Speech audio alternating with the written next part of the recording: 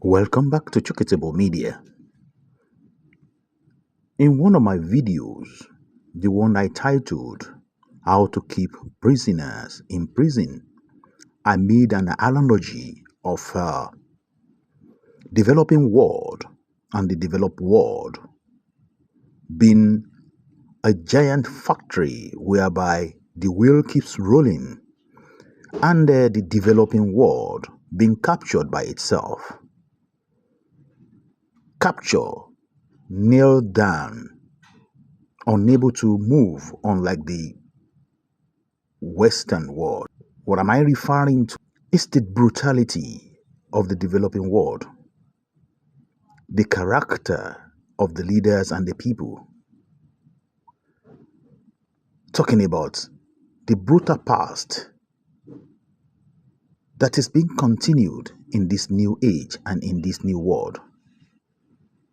Developing world is captured and nailed down.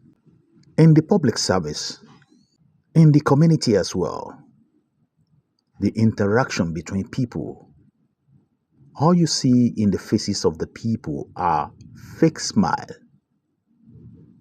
fake laughters, unreal behavior that at the end of the day, when you get closer and get deep down, your people are very quick to hurt you, and they will hurt you and stay behind it. And that is why I said, when are the developing world going to quit their hurtful past, their violent past? When are they going to move forward?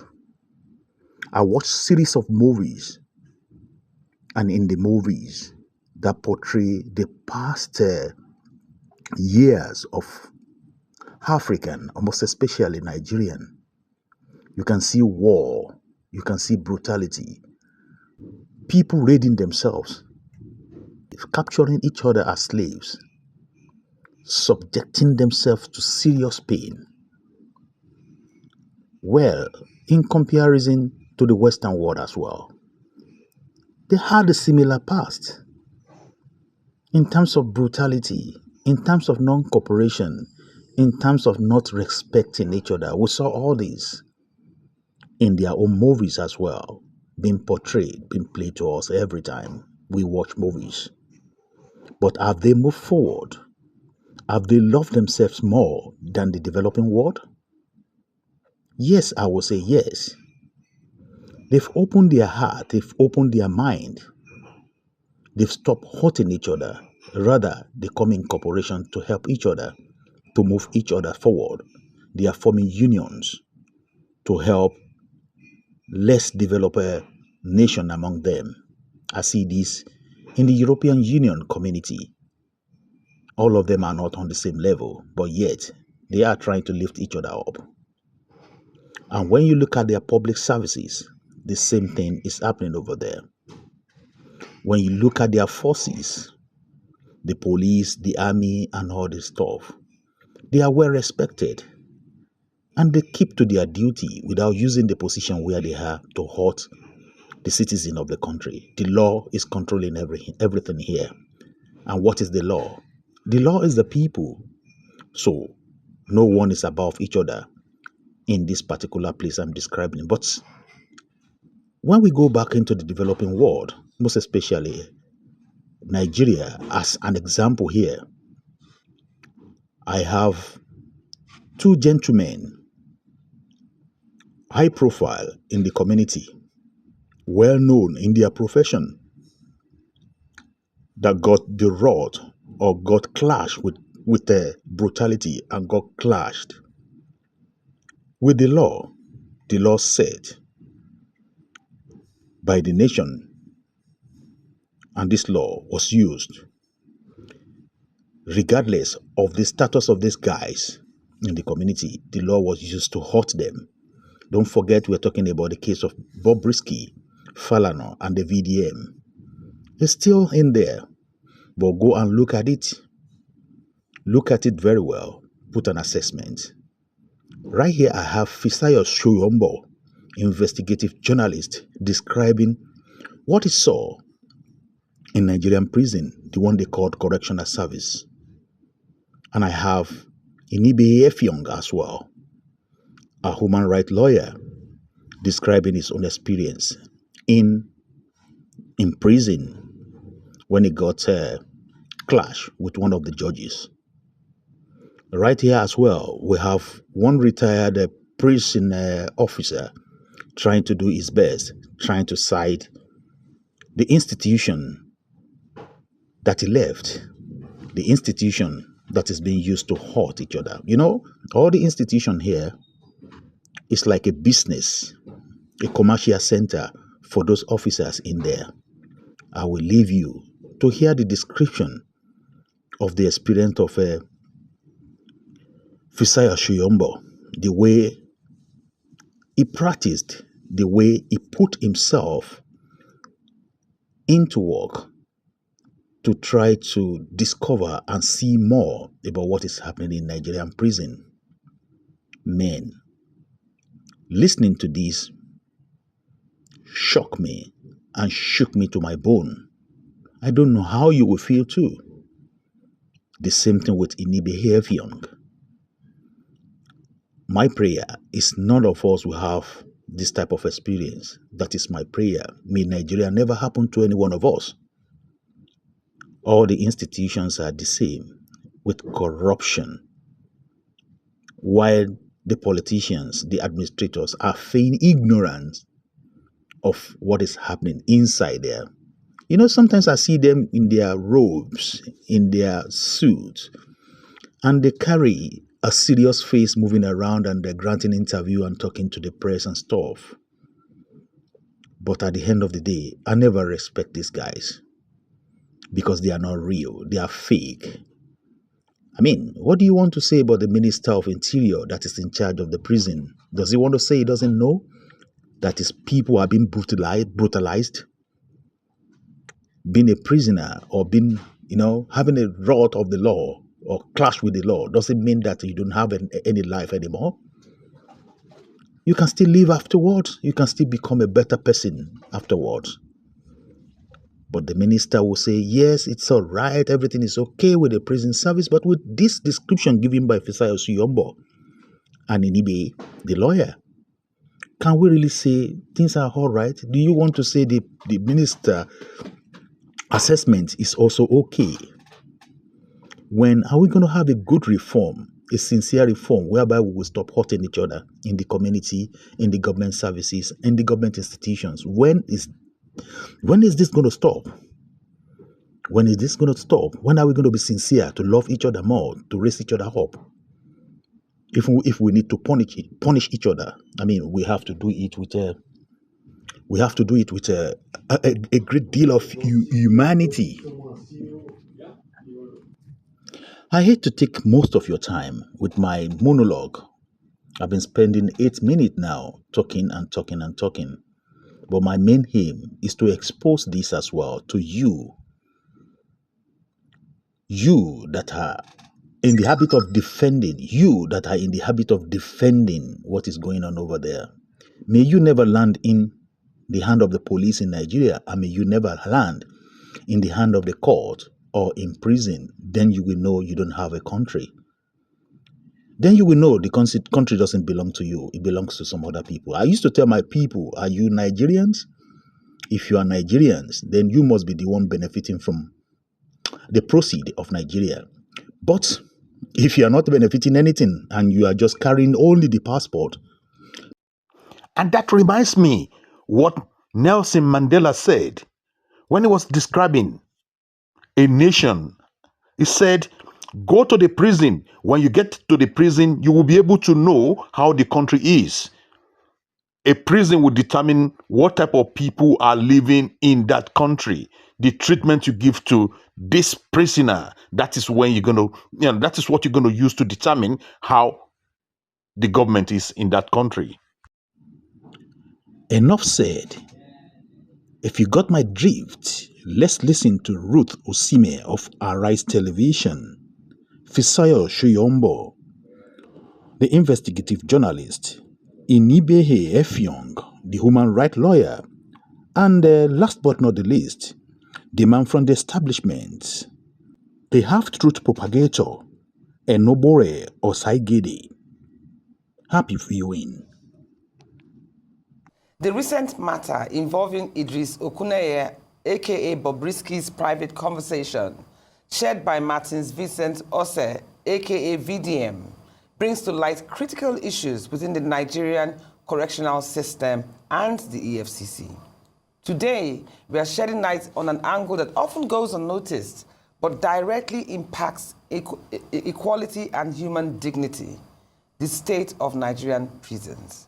Nigerian prisons have long been a subject of controversy, with overcrowding, poor conditions, and inadequate healthcare regularly making headlines. But beyond these challenges lies an even more disturbing issue. Apparently, while other prisoners endure these harsh conditions, there's been allegations of a corrupt prison system where the privileged and well-connected individuals serve their sentences in private quarters instead of prison, or in some cases, even avoid prison altogether, which raises significant concerns about justice, fairness, and the rule of law. We will speak with those who have worked in the Nigerian correctional system and also hear from those who've been directly involved in investigating the truth behind these allegations. Stay tuned as we take a hard look at the realities faced by ordinary Nigerians behind bars.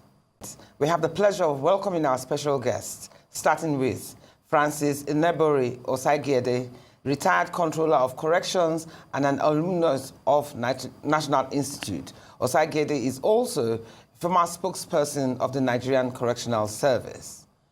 Then we have Inibehe Effiong as our second guest. He is a Nigerian human rights lawyer and activist. On July 27, 2022, Akwa Ibom State Chief Judge Ekaite Obot ordered Effiong's imprisonment for contempt of court. While incarcerated, Effiong alleged he was tortured by prison officials, a claim denied by the Nigerian Correctional Service. Effiong's imprisonment sparked national controversy, drawing attention from human rights organizations, including Socio-Economic Rights and Accountability Project and Amnesty International. The Nigerian Labour Congress, along with 26 civil society organizations, submitted a petition to the United Nations High Commissioner for Human Rights in Geneva demanding his release. These two gentlemen will be joined by Fisayo Fij, an undercover investigative journalist who has investigated abandoned soldiers, corruption in mortuaries, theft in government agencies, and ethnic violence. He has also gone undercover as a patient, baby buyer, and smuggler, and even got himself trafficked to Burkina Faso.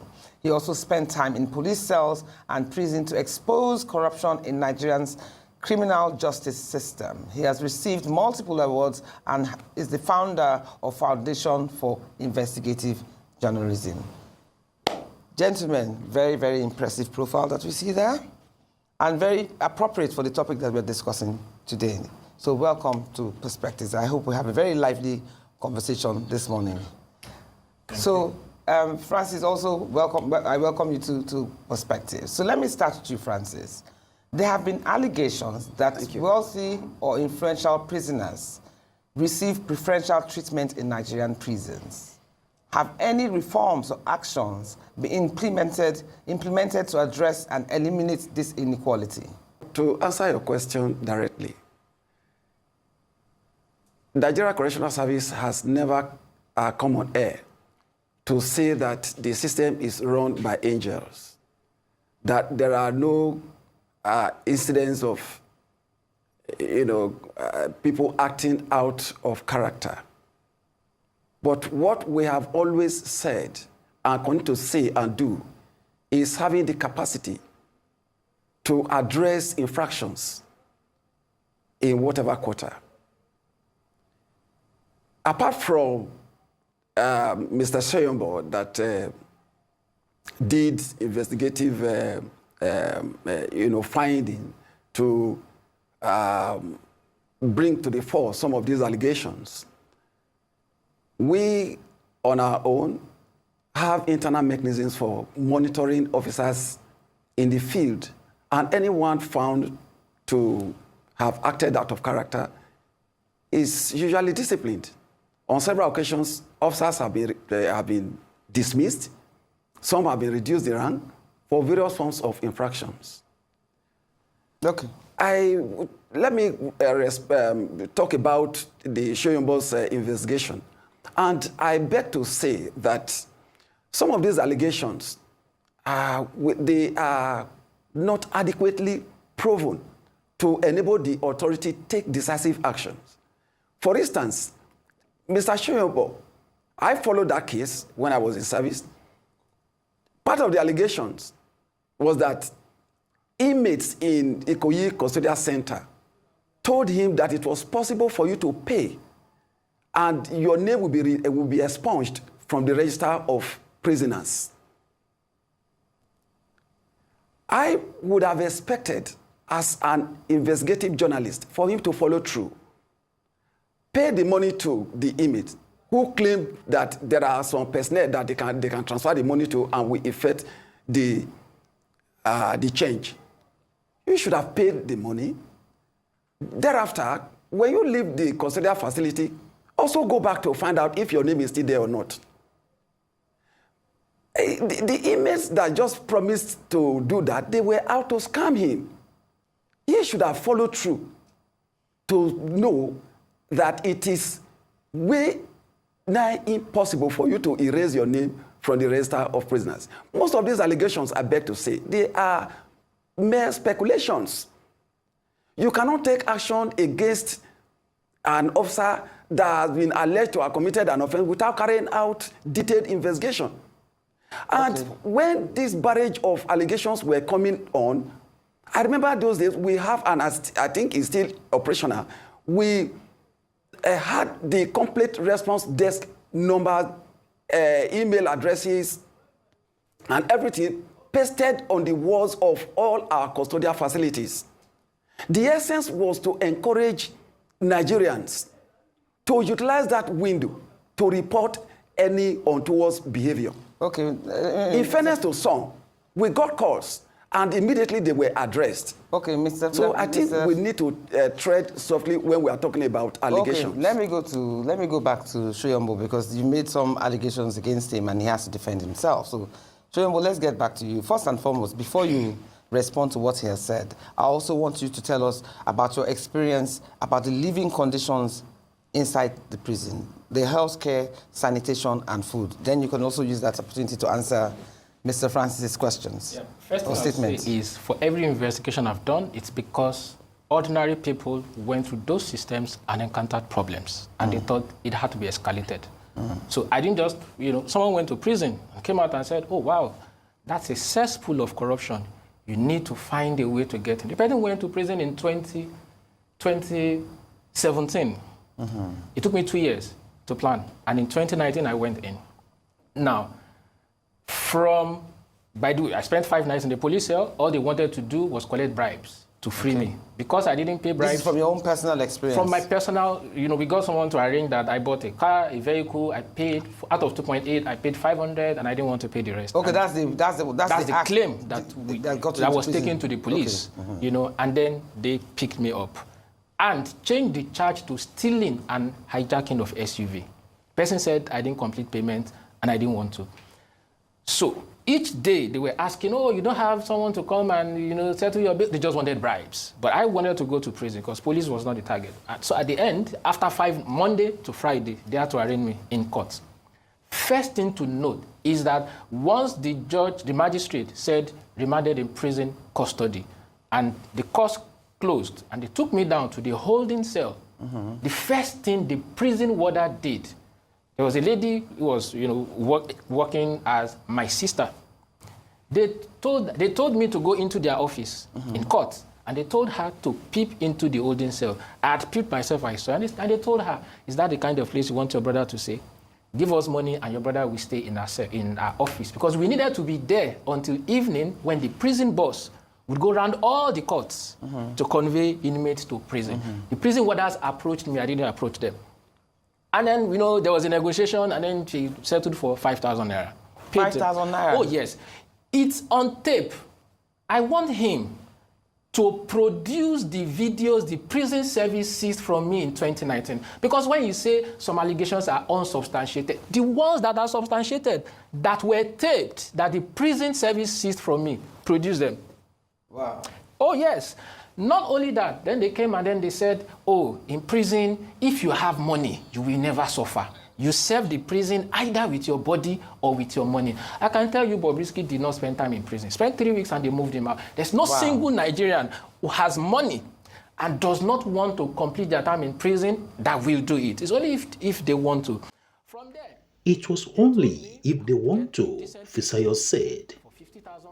I would like you to join me on the part 2 of this video. This expose is a very serious one, and it will shake you down to your bones. The high level of corruption that is going on in the prisons in Nigeria.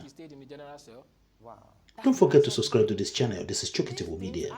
See you at the other side. Bye for now.